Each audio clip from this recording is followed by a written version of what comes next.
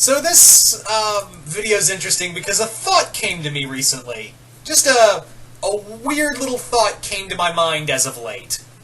When you really think about it, Marco Diaz and the three women, well, technically four, kind of, but for the sake of argument, let's say three. The three major women in his life are like the three major women for Spider-Man.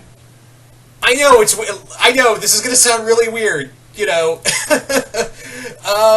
Yeah, Marco and the three major women in his life have been like the three major women in Peter Parker's life, and let me explain.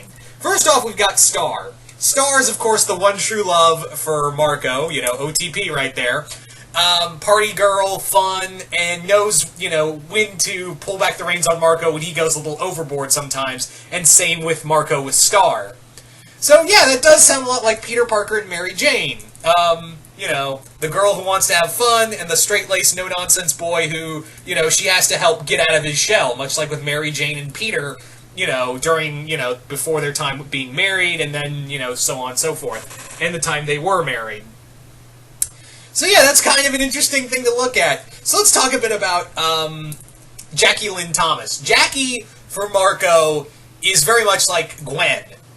You know, his first love, the woman who was very cool with everything, also there to get Marco out of his shell, just like Gwen with Peter, and also was cool enough to know, you know, also she could see the signs of the wall, but though, to be fair, she wasn't thrown off of a building by a madman in a green costume, so, you know, there's the difference there, but, you know, she was smart, she was very intelligent, and Gwen, and much like Gwen, you know, that was Marco's first love, but, you know, it wasn't meant to be, because, you know, OTP happens. So that's, you know, that was another thought that came to mind. Well, again, the show's still going on, so, you know, there's time for, you know, someone to throw her off a bridge.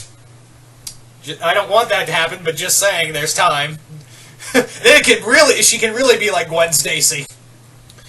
Anyway, so, finally we have Hekapoo. And Hekapoo is this, you know, she's very seductive, very, you know, flirtatious, very, you know, the cool girl. She's very much the cool girl you want to party with and be around. And doesn't that sound like someone in Peter's life who always comes around, even though she knows she can't have him, but still flirts and plays with him and still goes on missions with him, only she's dressed in black? Yeah, when you really think about it, Hekapoo's pretty much Marco's Black Cat. She is pretty much his Felicia Hardy. I know, it's crazy. It's super crazy when you think about it. Like, they flirt, you know, they flirted for a while. You know, they went on missions together. They started out antagonistically, much like how Black Cat, when she first appeared, was a big villain for Spider-Man when she made her appearance, but eventually the two seem to have come together in the biggest amount of sexual tension I've ever seen in an animated show. Like, don't tell me in the episode, you know, Hekapoo captured Marco and made him his future self, you know, don't tell me that you couldn't cut the sexual tension with a knife. Because it was there, and it was thick. Extra thick.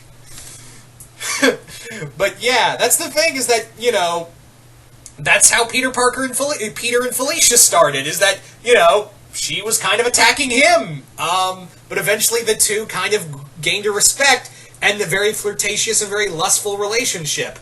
The two became very close, but at the same time, it's like that woman, you know, again, a person you could never have in your life, because deep down, you know, it wouldn't last. It would in no way, there's no way it could last in that, you know, degree.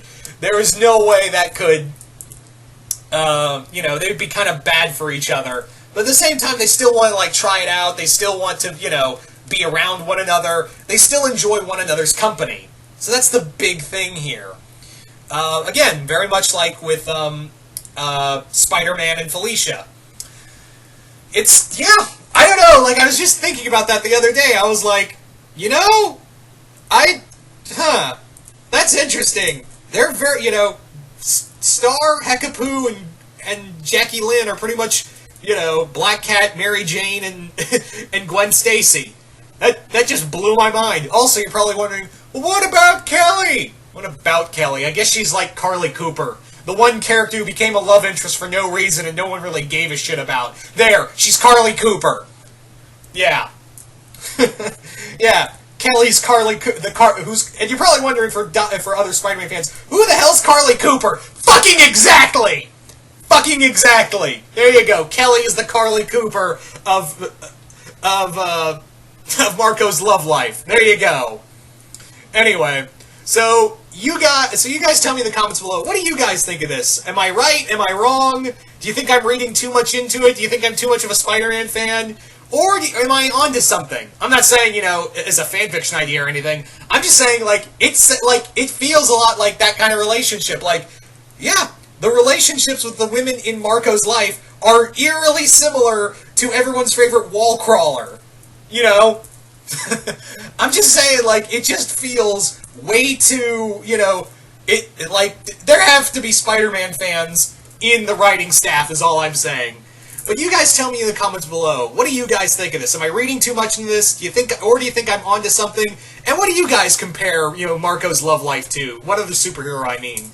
Just comment below, let me know. And yeah, once again, hope you all enjoyed this, and I will see you guys later.